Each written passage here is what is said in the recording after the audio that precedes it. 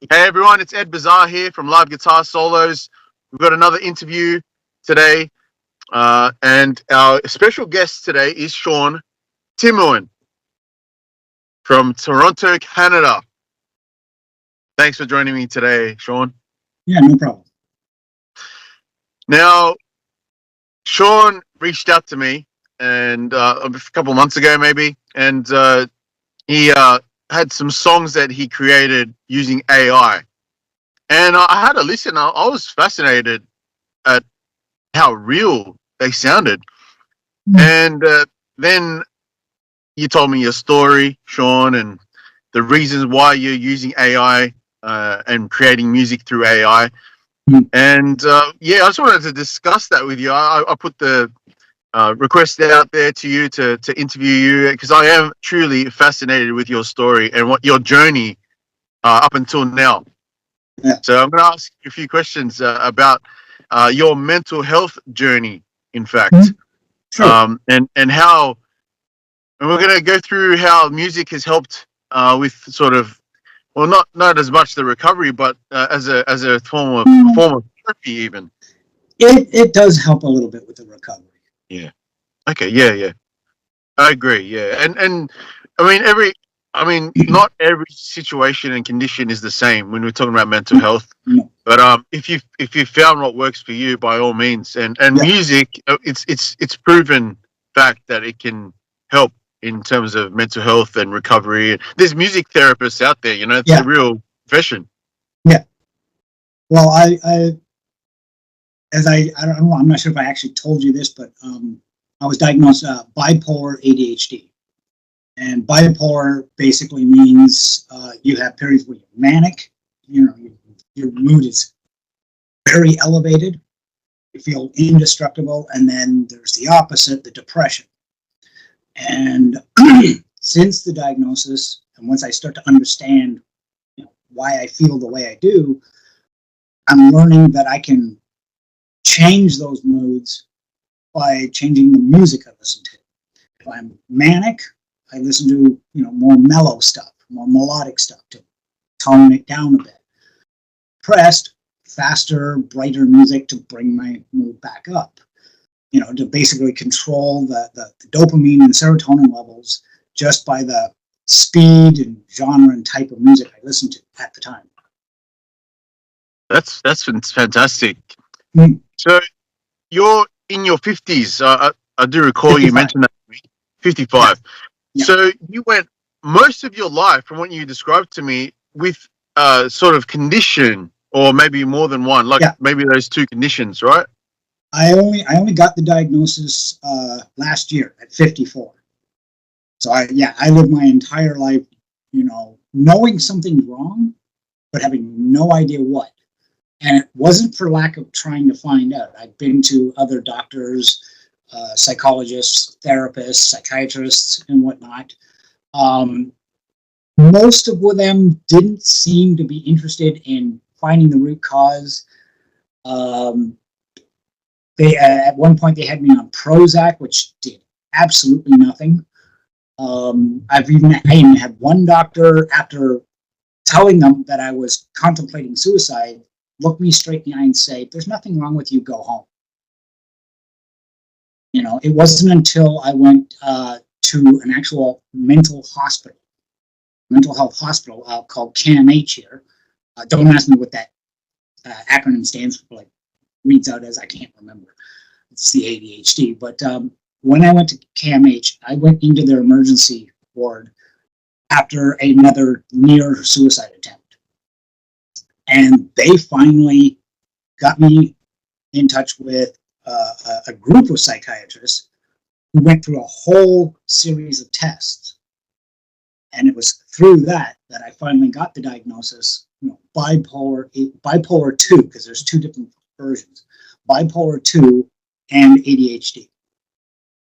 And then since then, I've been doing some research and trying to find ways to manage it and whatnot. Music helps, and it was through the search for different music and how to utilize that, and the fact that I had these, not the whole song, but like various tidbits of song lyrics here and there in my head from many years ago all the way up to today. And then I remembered, like with all this new AI art, all the pictures and videos and that, I thought, well, what is there an AI music app? And that's when I stumbled on Suno AI, and that's what's got me started doing that. Mm. Yeah, exactly, and that's why I'm fascinated, because you've gone through your whole life with these, well, seemingly with these conditions. I mean, how did you manage to cope all this time? I mean, obviously you reached the point of suicide a couple of times, and that's really serious, because that's not just, oh, you go home, there's nothing wrong with you. That is an illness in the mind. That's just the and it's the you can't and it's you seemingly can't get out of it. It's a thing. Like, there needs to be a support system around you to help you with that, and you're left on your own terms. And at the end of the day, weren't you? Yes, and I mean, I relied heavily on my friends, not so much on my family. My family's kind of distant now, but mostly on my friends and my extended family through them. For a number of years, I was self-medicating with alcohol quite frequently. Fortunately, I didn't become addicted. It was one of those things I managed to just turn off, no problem. I mean, I couldn't even tell you the last time I had a drink. Maybe last year, maybe. And I mean, I brew my own mead, and I've got like bottles and bottles that are like 12 years old, so no more issue with that. But there was a period where, I was going out to the bar frequently, hanging out with my friends, getting drunk every night as part of the, to make the pain go away, that sort of thing. Other risky behaviors that I'm not going to state on here. Just when you hear about people with bipolar or ADHD talking about seeking dopamine, it becomes a life imperative to seek that dopamine. That you just feel like, whether your moods are up or down, you feel like you're walking through thick mud, and you're just looking for that faster route to get out of it. And you'll do just about anything. You will do just about anything to get that dopamine hit. And it's just as bad as any addiction. I think that's what the whole premise of the basis of an addiction is, the dopamine. So people like me do tend to get addicted to certain things or whatever. I was addicted for video games for a while, where I couldn't even leave the house, couldn't hold a job or whatever. I just had to game. Just as long as I'm gaming, I'm not thinking. You know what I mean? And just other hobbies that last 6 months, and then you drop them. It's just you get hyper focused on something, and the reason you want to hyper focus is so that you're not in your head. For people like me, being in here is the worst place. And there's no one else around, and there's nothing to do but think. Your head just swims in garbage. It's just bad thoughts, intrusive thoughts, disturbing thoughts, and you'll do anything to get out of it.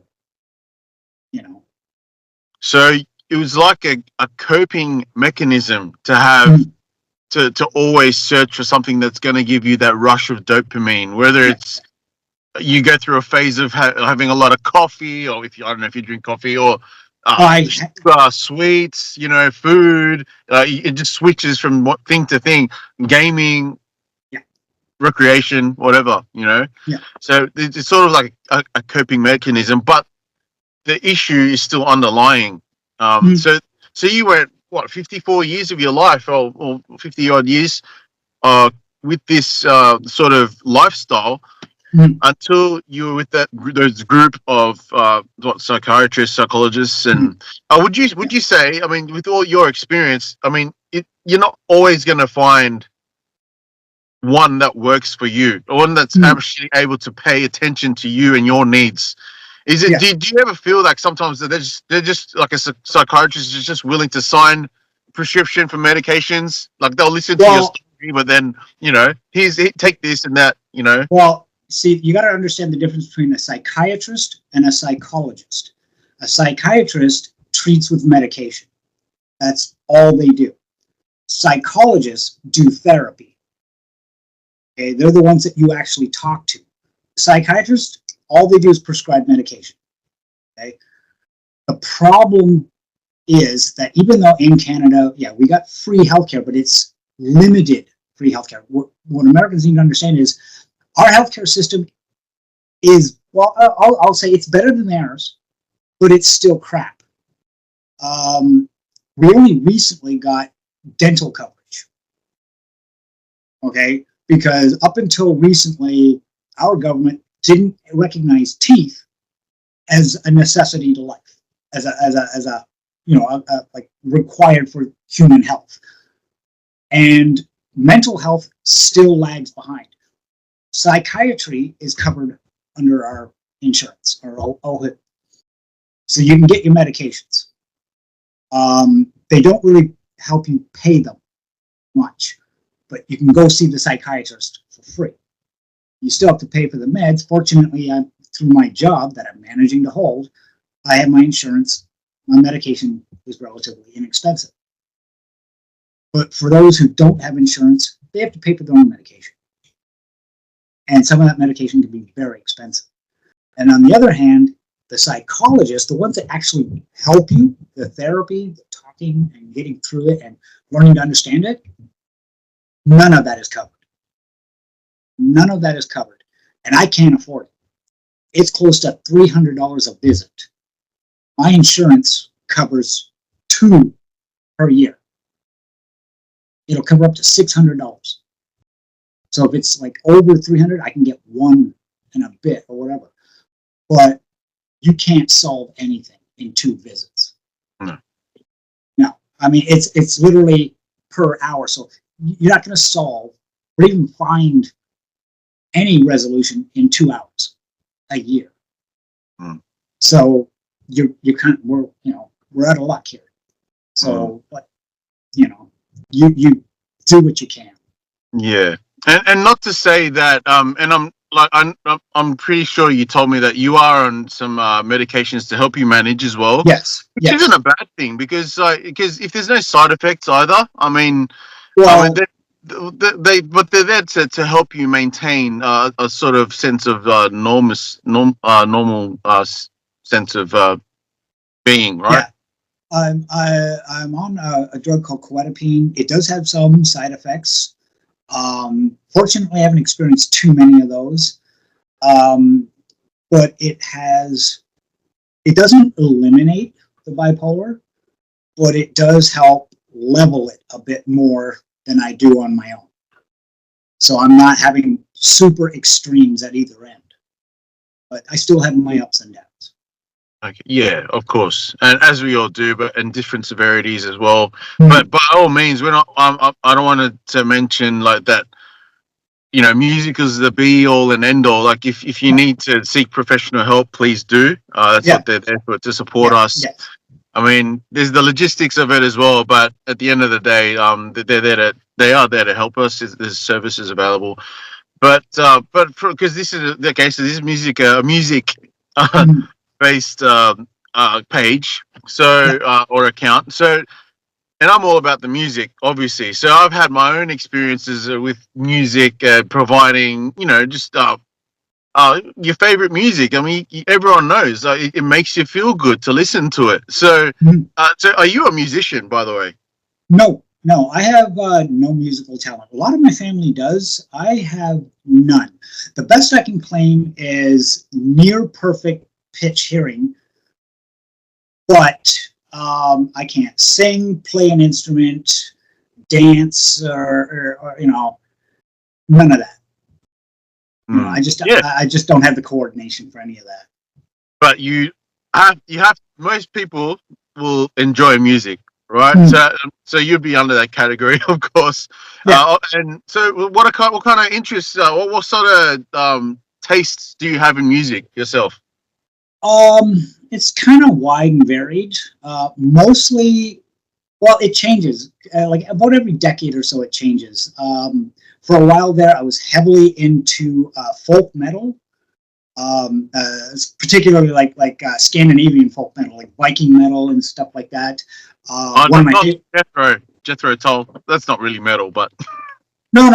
One of my favorite bands back then was a band called Tyr. They're from the Faroe Islands, and they're basically described as Viking metal.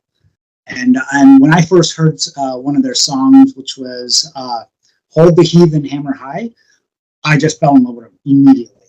Started downloading all of their songs.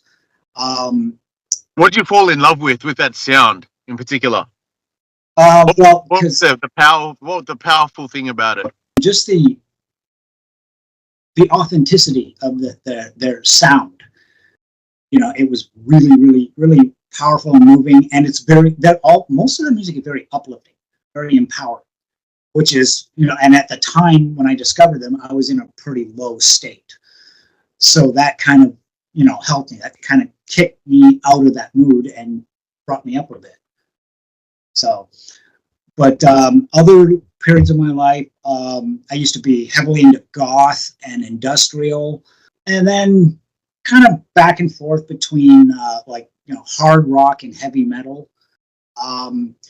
Last 10 years or so, I've been listening to more pop, kind of mixed in, like Ariana, Dua Lipa, you know, Jessie J and all them. Interesting stuff, you know. But yeah, I'll listen to just about anything. You know, blues, you know, especially like Mississippi Delta blues. I love that, you know, that sort of thing. Yeah. So it's like I said, it's a wide variety. Yeah, of course, and that's the thing. So I mean, people don't have to just stick to one Oh. genre of music. That's a lot of musicians these days. I find are very open to a lot of different because music is so available to all of us now, and Yes. that's the thing. So it's sort of open our minds. But I mean, just like for example, Dua Lipa, like I mean, her music is taken like a sort of a disco feel, which is great. I mean, the instrumentation is very Yes. not yeah just bubblegum pop. You know, it's Yeah. very complex in some ways. If you listen to the construction of the songs and all, you know, how they're all put together. But so you because I've noticed some blues, like so your songs on Suno. So you started Yeah. uploading them to TikTok, which is where you contacted me through TikTok. Yeah. I post them on TikTok and on my YouTube channel. What was your thought with that behind that? Because this new thing, Suno, this Suno program is, and you thought, oh, what do you think? Well, I just wasn't so much I was looking for views or anything. I just decided I wanted to share it. You know, I don't really promote or anything. I just, you know, put it out there for people to like and whatnot, and see what happens. You know, usually I get 100, 200 views or whatever. Although I got that one song, No Coffee Blues, that has been pulling about 100 views a day. It's up to almost 3,000 views now, and it's gotten me a lot of subscribers on YouTube. So like I think I'm up to 50 subscribers, and 2 months ago I had 1. So I mean, That's great. It may not be viral, but it's a big deal for me, you know. Now, well, that's the thing. Like once you find something, because it's a creative outlet. I mean, you might not be musical, but it's a way. Because can you sort of like explain to us a little bit about the process of creating a song through? Well, you know, I can only speak for myself, but for me, it's usually when I'm alone and, you know, I'm kind of doing something mundane and the brain's free to think. I'll start coming up with like a beat, you know, not like a whole song riff or whatever, but just kind of a vague sound. And then I'll start putting lyrics to it. Usually I'll come up with the chorus first, or at least part of the chorus. And then when I find one that clicks, I'll quickly write it down. And then I'll try to build the rest of the song around it. And then I'll take that and then I'll put it into Suno and let it, random generate a couple of times to find the sound I like to it. And then once I get that, then I'll kind of, modify or edit that one to tune it in a little bit better. And then once I get the sound and everything, then it's just a matter of using that free app online, CapCut, to generate the video, put the lyrics in, because I prefer I started putting making lyric videos where the lyrics are actually embedded in the video, because YouTube's closed captioning, not so good. Especially if it's really loud music, you can't hear all the words correctly. So I've been making lyric videos, get that all good, and make sure all the text and everything is lined up to the music, and then just hit upload. And like from what you've just described to me, I'd say it's sort of, you still have like a canvas. There's sort of maybe a bit of a template, but you're doing, if not for what you are putting into it yourself, the lyrics, whatever final touches, it's not going to be anything without what you approve at the end of the day, right? So it's still a product of creation from you, in a sense. You still have to do a lot of like editing of the lyrics, because sometimes just the flow of a line or a phrase doesn't work well in the genre that you're doing. You have to even worry about just the syllable count. Too many syllables, you're spilling over a bar or two, and it's not going to line up well. Or not enough syllables, and then you've got these big gaps. And it affects the flow. And then sometimes the line will fit, but it doesn't sound right. The wrong choice of words or whatever. So you have to go in and edit and change the words, find alternate words that rhyme, or alternate meanings of words or whatever. And it takes a while. It usually takes me about 4 or 5 hours of just constantly. Oh yeah, because I'm picky. Wow. I'm my own worst critic. I mean, there's probably 100 generations that were probably perfect that I'm going, no, I can do better. And I'm always pushing to get that better sound, just a little bit better, just a little bit better. So, and I'll go 4 or 5 hours just finding the right sound, the right pace, and the right tempo and everything, and then I'll get into making the video. But it can take a long process. Well, as a musician myself, I respect that, because it's sort of you're not just press one button and here you go, there you go, I'm just going to post whatever comes out. You're taking it, like you're saying, 5 hours. Like it's not, because the first thing you're going to think of with AI is just, oh, there you go, there's the product, one click of a button, and that's it. There is a lot of that out there. Like if you go to Suno and you go through their library, or where you can see everybody's music and whatnot, there's a lot of just one-click wonders where somebody rapidly typed in some lyrics, hit generate, and posted the first thing that came up. And it gets even worse than that, because Suno can also generate the lyrics. You can have it generate the lyrics for you, and those are even worse. And why do they not make sense? Maybe, or sometimes? a lot of times they don't make sense, or like I said, the number of words are too many or not enough. The number of syllables, too many, not enough. The phrasing is just bizarre. Like generating, like anything that sounds like human speech for AI is almost the same as, have you ever seen AI pictures where the hands always look weird? Okay, well, when you're trying to generate human speech, you get those artifacts, and it just sounds weird. And then also, too, sometimes the AI seems to hallucinate. You'll get these weird things at the end of the song, like weird sound effects, or somebody talking or whatever. And the latest song that I posted, one of the generations it sounded like a laugh track, like an audience laughing at the end, like for like 2.5 minutes at the end of the song. And I'm like, but there's ways to edit that part out. So but yeah, I mean, like I said, sometimes, you're just clicking generate just to find one, as close to perfect as possible, but there's always some artifacts. The AI is not perfect yet. The vocals always tend to sound auto-tuned, especially male voices that are like high-pitched. They sound very auto-tuned. Certain instruments sound very fuzzy, like more fuzz than you would get with an actual fuzz pedal or something like that, and echoey and whatnot. And because it's generating the whole track as one file, there's only so much mastering you can do to edit that out. We're hoping, those of us who subscribe, we're hoping that at some point they can separate the vocal track from the instrumental track at the same time, like record both, but as two separate tracks. That way you can clean up the vocals more better, or use a voice changer to clean up, the voice.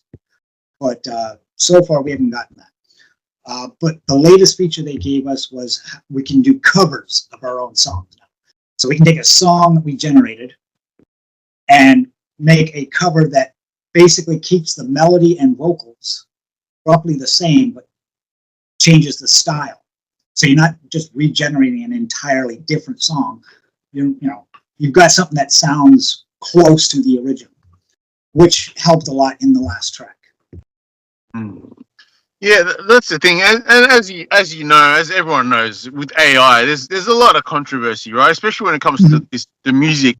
That's why I was so fascinated, because you were just going out there making your tracks, and I was like, I've never really seen it this directly before. So I'm obviously none of that really comes to me. You're the only one, really. So I thought I'm gonna look into this, and I thought, this isn't really that bad. If you think about AI or Chat GPT, businesses are using it, in the corporate world to, I mean, and it's such an easy way to, you don't have to spend time writing anything. It just generates everything for you in a professional way. And you can still add touches to it. Sounds very similar to what you're doing with the music with Suno. Yeah. Well, AI music has its place. It's not going to replace real musicians, okay? And all the musicians out there that are afraid, of this, it's not going to replace you, ever. It's just another layer to the music scene, and it gives access to the scene to people like myself who don't have the ability to create music, but have the ability to create good lyrics, and so we can get more music out there. Plus, a lot of people release their AI generated music, no royalties, whatever. So, okay, if you're a streamer, like on Twitch, and you like to have music playing in the background, but you're worried about royalty-free music, you could go to Suno or Uido or I can't remember the other one. There's a few AI music out there. You can generate all the music you want, and then put that on your channel. And you don't have to worry about a copyright strike, because it's your music, and it's original music. Nobody else has it, so nobody's going to copyright strike you. And you can do so much. You can have all instrumentals. You can have lyrics if you want it, and just have that playing in the background. And it's a great tool, but what's going on now is we're finding a lot of real musicians using Suno and Uido and the others to generate songs as an alpha. They want to hear it there, and then they'll take that and they'll recreate it in the real world with real instruments and real singing. Basically they're beta testing a song idea before they actually go ahead and write the sheet music and the tabs and everything, and and that's how a lot of new music is getting out now. It's just people, it's speeding up the process, because now you can basically hear it before you actually play it. Yeah, man. It looks. I think with anything that new, technology wise, I think it's going to take time for people to ingratiate themselves with it and be familiar with the reality that it's here. Like it's here and it's going to be used. It's going to be more widespread. But as you said before, I mean, artists. There's a lot of artists that are thinking, oh, what about my career now? Mhm. So that's the other hand of it. But with what you're doing, I personally only see positives. Now with what about the effect of what you're doing creatively through Suno? How has it affected you with in a therapeutic sense, considering your history of the mental health conditions? Well,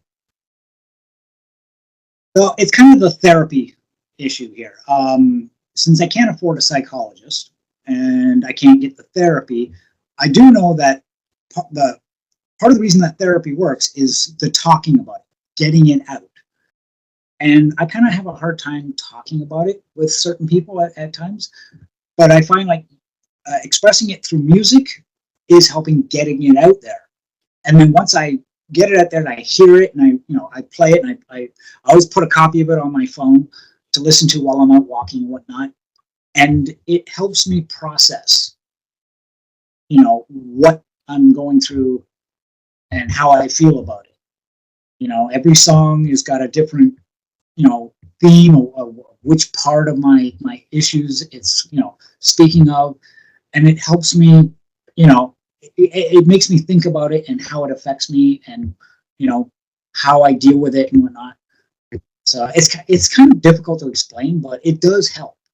Mm-hmm. I meant to ask you this a bit earlier because you're obviously writing what 99% of the lyrics for these Mm-hmm. songs. Is that right? So were you influenced by any lyricists or poets that has sort of made your own unique style of writing lyrics?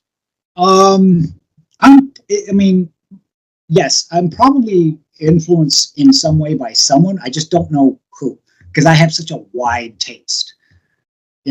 A couple of times I've tried to when I'm generating like after I've written the lyrics and I'm generating the music, I've tried to get a certain type of sound. Like the song I wrote, ADHD. I was looking for kind of a Slipknot kind of sound, that kind of feel.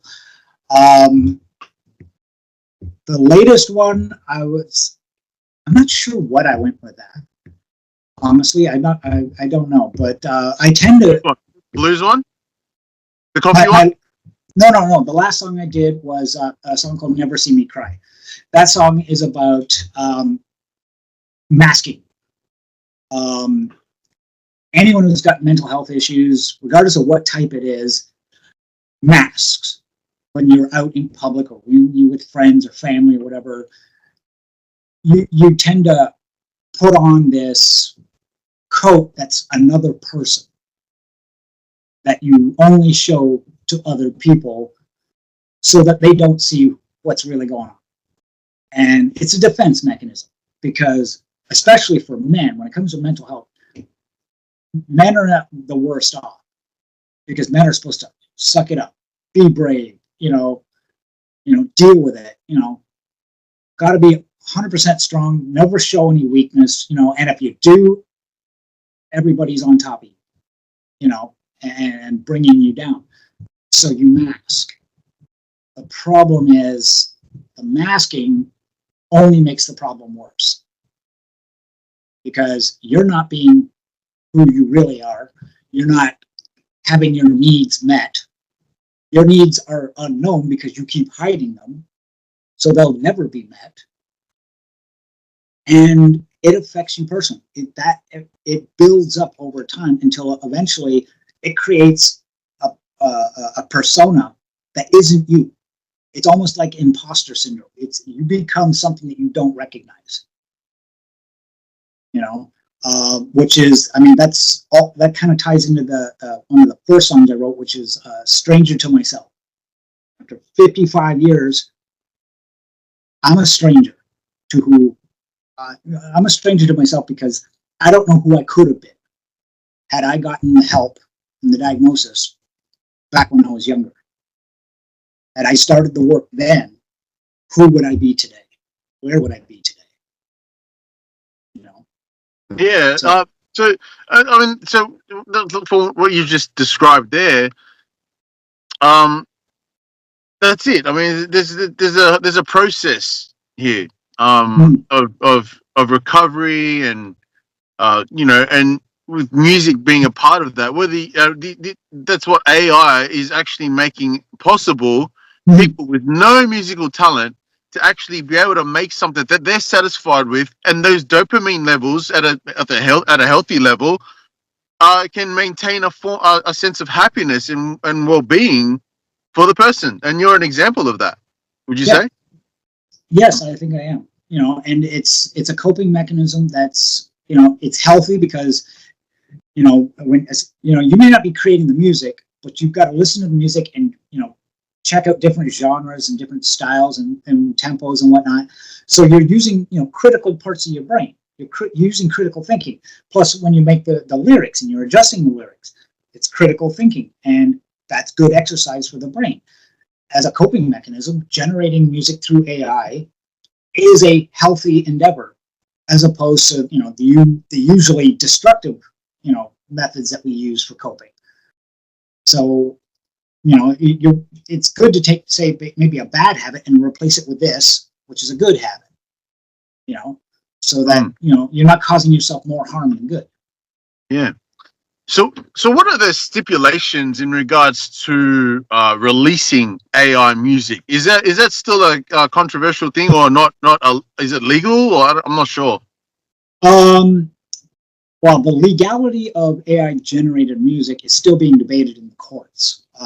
But most of the time, when the industries go after AI, they usually fail. So we're optimistic that this is not going to shut down AI music. As far as like legality and ownership, it depends on the tool that you're using. With Suno, if you're using the free account, which you get I think 50 credits a month to generate, the copyrights and ownership remains with Suno. When you have a paid subscription, the copyrights and ownership go with the user, and it continues to go with the user after the subscription is done. So as long as you've got a subscription, you have the rights to that song. It's not officially copyrighted. I'm not sure if you can copyright it yet, like officially copyright it. At least the music part. The lyrics, you can. If you write your own lyrics, whether you're free or paid, the lyrics are yours, period. They are 100% yours. And as far as monetizing it, it depends on the platform. And right now, a lot of platforms seem to be shying away from AI music. I've been hearing a lot of people from Suno who put their music on DistroKid had their whole accounts deleted because of the AI. Other sites specifically say no AI music. I think Spotify is one of them. I think Spotify is dead set against AI music, which is sad because it's AI music. It's easy to tell if the song is copyright protected or not because Spotify has algorithms that can recognize copyright material and will warn the user that this is copyrighted. As long as the song's not copyrighted, what difference does it make how it was generated? Revenue is revenue. From a company standpoint, as long as the song is legally not someone else's, revenue is revenue. Of course. I think that's the whole controversial thing. I really do feel that the from the musician's perspective, bands, artists, they're really not sure about this, and I think it's sort of maybe potentially rubbing off on companies like Spotify and all these major streaming companies, because I mean they gotta cater to them and their fans as well, right? So I think it's Well, the an element of, musician, from the point of view of the musicians, it's all about competition. Okay, they're not worried about AI music as much as they're worried about millions of new people generating millions of new songs that they have to compete against. But that's the nature of the business. You're always competing against other people's music, and that's just something you have to deal with. You know, it's the same thing with like a cable. Cable would love nothing more, like cable TV and all that would love nothing more than to shut down all streaming sites. And I don't mean just like, Prime Video and Netflix. I mean like Twitch as well. Because a lot of people just stop watching movies and TV shows and they watch live content from random people around the world. Okay. And Twitch had a huge impact on the whole cable TV thing. Because like for a while there, I canceled my cable because I was watching Twitch exclusively. I was watching all these different people on Twitch all the time that I figured if I'm not watching the cable, then there's no point in having it. So I canceled it. But then the cable companies complained, oh, all these people are making content on YouTube and Twitch and Twitter and all. That's the nature of your business. it's competition. Right. And now the music industry is learning that there's new ways to get music out there. You're just going to have to step up your game, market more, come up with better music, whatever. That's the nature of your business. It's not going away. Yeah, that's true. I mean, you got to think potentially the quality of the AI is probably just going to continue to improve, because I mean, I know there's your blues track, the coffee one, has a blues solo, guitar solo in it. Mm-hmm. This is great. It sounds pretty real. I wouldn't say it sounds exactly real, but yeah, no, it's especially if the quality continues to improve. I mean, wow, that's just going to be next level. Oh yeah. Yeah, the guitar solo in that song is what you'd expect from like an average blues player. Not like B.B. King or anything like that. Not that good, but not an amateur. Like not some guy just learning either. It's just kind of average. And it's good, easy listening. It's not spectacular, but it's good to listen to.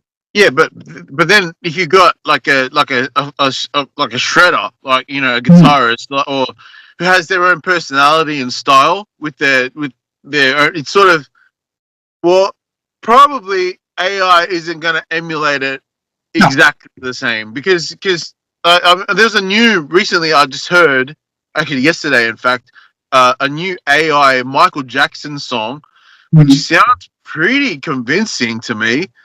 But I can tell what's AI and what's not. Like, but it was amusing to listen to. I wouldn't listen to it again, really. But it's because I know it's not the real thing. But yeah, but I think the genuineness of an actual musician's personality through their craft, whatever instrument or vocalist, I think maybe that might be safe.